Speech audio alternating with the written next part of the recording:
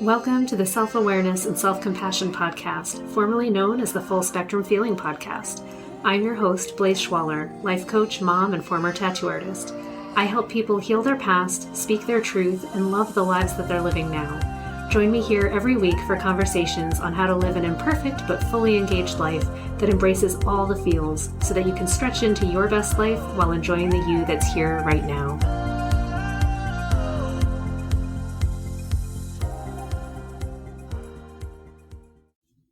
Hello, my friends, and welcome back to the podcast. Thanks for joining me this week. This week, I want to talk about emotional volatility and the reaction that we have to the information and the way that it's presented to us and how we're consuming it.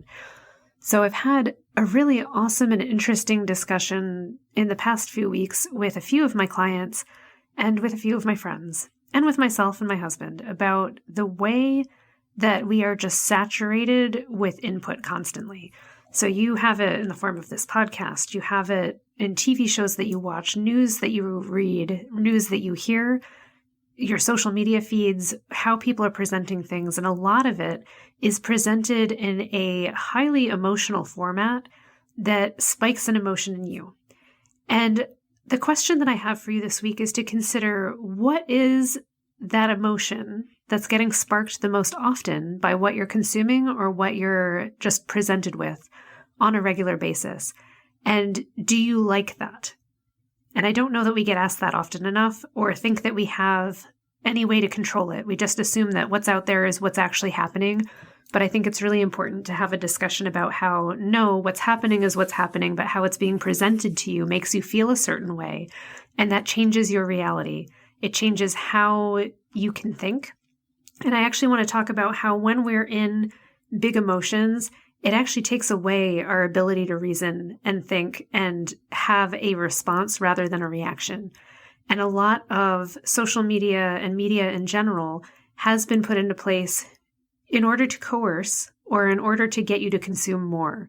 And the things that get you to consume more is to keep you engaged emotionally so that you don't have a choice about it. You're just reacting. And your reaction is, I need to hear more so that I can fix it. I'm getting more upset, or I'm really loving this and I need more of it and I need to consume more. But be aware of what the general flavor is of what you're surrounding yourself with. So in the same way that we talk about, we become an amalgamation of the people in our lives, like the 5 closest people that you spend the most time with, you're the most like. It is also true for the things that you regularly listen to for your news, for your entertainment, for just the people at your workplace. These environments really do shape your perception of the world and therefore your reality. It's so interesting to talk about what is reality and is there an objective one? And it's hard for me to even answer that question because we want to all believe there is an objective reality. And yet we all have opinions about it. And our opinions are not objective. They're very subjective. They're based on how we feel about things, how we've been told to feel about things. And there are words that we use that spark emotion in us, that make us more likely to be upset or more likely to be sympathetic. And be aware that people that produce anything that has gained popularity are very good and understand quite well how their use of emotional words affect others and how it makes you latch on to what they say and become more engaged. It is their job to do so. So even something as seemingly innocent as just, entertainment shows, they are also sparking an emotion because that gets you to pay attention and come back for more. So something I've noticed in myself is that when I was younger, my teen years, but particularly in my early 20s and 30s, I was far more interested in consuming horror shows and watching like really bad movies and scaring the shit out of myself. And I am no longer interested in that. And one of the things that happened is that it seemed like the world started to change a little, or I became more aware of it in my 30s, that reality started to just seem a shade darker in general. And was it darker? I don't know. But the news that I was generally hearing and consuming just had such a dark and dire tone to it all the time that it made me less want to watch things like, what was I watching? It was the zombie show, The Walking Dead. And I'd watched it for years, and I was like, I just don't need to watch anything that puts me on edge and anxious anymore, because I have enough of that in my daily life. And that was a huge wake-up moment for me, going, oh, I have enough of that in my daily life. I don't need to spark fear. I have enough already, but where is it coming from? Do I need to consume more of that just in general? Where am I getting this from? And is it the truth, capital T truth, or is it an opinion of the truth, or am I missing a great deal of other truths that might calm down my overreaction or my fear response in general? I asked myself that, and I started weaning myself off of the ways that I was consuming media. I've done it more and more over the years. I just keep tweaking it so that I'm still being informed of what's going on without falling into the pit of being told what's happening and how to feel about it. And it's a delicate balance. It's really hard to do. And I have nothing but empathy for all of us in that it's really, really hard to be well-informed and not be alarmed and terrified no matter where you're getting your news from. It doesn't matter anymore. It's just they're all like freaking us out. So something that I've done that I share with you now in the hopes that it kind of helps you have more options is to just recognize some basic truths about what sparks emotion in us and what gets us more going, so that you're aware of it and you now have the option to decide whether you want to do more of that or you'd like to change the way that you're receiving information. So when we are consuming something visual and full of music and emotion and lights and quick, fast blips, these kinds of consumption of material are set to keep your brain engaged, give you lots of emotional reactions, and keep you kind of on edge and alert. When you're in that awake, alert state, you are more receptive to whatever message they're giving and the emotion that they're feeding you. So if you're watching a video and it has subtitles and everything seems very loud and it's bright and whatever, and they're using emotional words, you are more susceptible to feeling the way that they're telling you to feel, or whatever they're crafting that to deliver. And they are crafting it to deliver an emotion.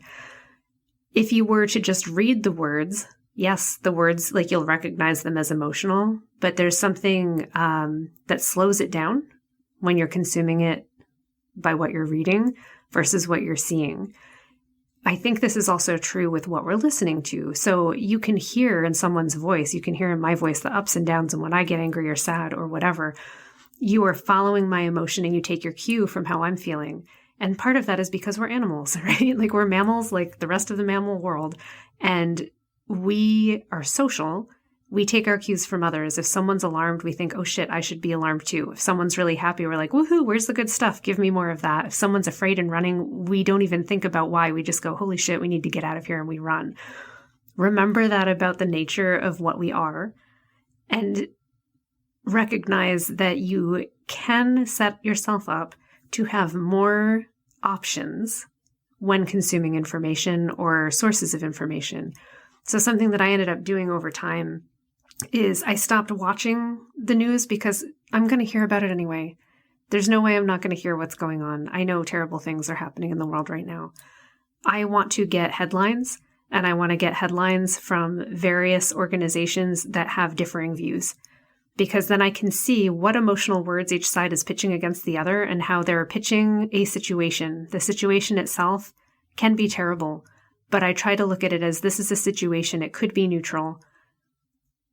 And how are they trying to make me feel about it? Whose side do they want me to be on? What is in it for them if I believe that? And I look at these things and see how the same exact situation gets pitched from various points of view. And it helps me to go, here's a situation that's happening, but what do I think about that? How terrible is it? Terrible, yes. How could I show up as the best human being I can with the most compassion without being told who to be angry at? I think there's so much flinging around of who to be angry at. And I think it comes from this place right now where we're all upset and terrified, and we want an easy solution, and we want to know who to blame and how to make it better. We think if we have that, if we can be very angry and think that someone else made this happen and that's why everything is bad. There's some comfort in that, but I think that's too simple. And I think that it paints everyday normal people as monsters when most of us actually care very deeply about humanity in the world. It doesn't let us see each other for our best intentions and for our kindnesses. And so for me, I really have backed off of trying to consume the soup, I guess, that we're all consuming, left, right, sideways, whatever it is, because it's painful and it causes more pain. I'd rather look at a situation and go, that's really interesting. What do I think is going on? What do these leaders want? Why does it serve them to be in power or not be in power? Why do they want me to think or feel this way? When someone's using very hateful and angry words, why would I want to get on board with that? And these are questions that I ask myself and I ask the people around me, honestly, with genuine curiosity, like, why would I want to get on board with that? And sometimes it's just that it's an outlet that matches an anger that I already have, not necessarily about the subject being portrayed. And I think that's an important distinction, is that we all have emotions and they're coming up all the time. We have anger, we have rage, we have fury, we have resentment, we have injustice, we have all of these difficult things that we are capable of feeling and that we hold. And if something comes along and we resonate with it, we resonate with it. When we're resonating in that emotion, we're just going along for the ride. We're being told, also be angry about this. Isn't this upsetting? And I notice it just in general conversations about anything, right? Like I could get mad about, like, why are the dishes not done? And it's the same level, interestingly, of frustration, anger, and despair. It's just available to come up because that's what got brought up there. And no matter what we talk about then, it's easy to then amp up and add another thing to be upset about and another thing to be upset about. And what about this and what about that? And you notice that you're getting into a spiral. So I guess what I wanted to talk about this week is really our tendency to spiral. And are we spiraling up where we're more capable of showing up with compassion, with some semblance of peace for ourselves and options of how to make things better? Or are we spiraling down where all we have to offer is more things to be upset about and more injustices to be angry about, but no real solution?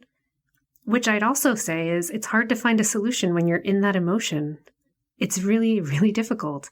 And it's no surprise that we haven't been finding a whole lot of solutions when we're getting really mad. Solutions aren't to be found in that. It can't be found when we're that upset. We have to go to a different place.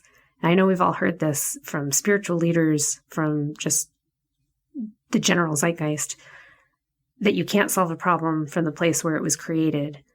I guess I'm wanting to point out, like, the place that it's created is in these volatile and difficult emotions. And we do need to acknowledge that we have them. But I think something that could be more helpful for us, and it's definitely more helpful for me, is to recognize that the emotion can be dealt with, and that is important to do without attaching it to the situation that also needs healing. It's important to take that space and that time to process what you're feeling and acknowledge it as a genuine pain or something that needs to move. And as you acknowledge that and allow it to have less of a grip on you, and it does move. Our emotions move if we acknowledge them and don't amp them up and give them more fuel to have another thing to be upset about or another thing to be sad about. We take the time for that, and that can vary how long that takes. But we've all had the experience of being sad for a while, and then one day we're like, oh, I feel kind of calm and blank about it now. That's an improvement. That's a place from which another point of view or decision can be made. But it's not available to you when you're in the thick of the sadness or in the thick of the hate or the fear or whatever it is that's being triggered. So I would just implore all of us to be kinder to ourselves, to acknowledge that in the world, humanity is hurting right now. It's painful. We're all feeling it. We're all scared and we're all reacting. And if we make some space for ourselves to go, wow, what a human experience we're having. Difficult things are happening and we're all really scared. Let's not give ourselves more to be upset and scared about in this moment. Let's take the time to be with those feelings if we have that luxury. And I understand that it can be a luxury. But if you have it, can you take a minute? Can you take 5 minutes Be with yourself, love yourself, and understand that we all are feeling these feelings. It's okay to have those feelings, and you do not need to make a knee-jerk reaction or make a sweeping decision or belief based on those feelings alone. Let the feeling move and see if, as it's moved, there's something else there, something different, somewhere where there's a bridge, where there's an option for more togetherness, where there's an option for more logic, where there's an option to listen more and have compassion for someone else, because when we're also amped up, we can't have compassion for the other person who's freaking out. So recognize that in yourself as well. As the only reason their fear and panic can spark you is because it lives within you too. When you've dealt with it, when you have that system in place for dealing with your own feelings, you can handle their panic and fear without resonating with it, making it your own, and having it become yours. From that space, it's like being a kind guardian to yourself and to others. More options are available, more compassion is available for everybody, and things generally go in a better direction. Whew. Yeah. So that is what I wanted to talk about this week. I am wishing for all of us some peace, the ability to be with the emotions that arise at this time, and as situations arise and come and go, to breathe through it and understand that this is part of being alive. It's not pleasant, but we survive it, hopefully. And when we do, we are better equipped to help others. May you find first the help for yourself. I wish that for you and for all beings. May you have a peaceful, calmer week. May you find a way to step back from the articles, the news sources, the entertainment even that sparks emotions that are just too much right now, and reevaluate and see what it's like if you can consume something nourishing, something more calm, something that offers hope, whatever that is for you. I wish you to find it now and always. Have a good week, and I'll see you next time. Thanks so much for joining me. If you enjoyed this podcast, please subscribe and share it with someone you love, and leave us a review. You can learn more and get some self-compassion tips and tricks by visiting coachwithblaze.com, where you can sign up to get my free booklet on overcoming anxiety, overwhelm, exhaustion, and burnout. I'm sending you so much appreciation and love, and I'll see you next time.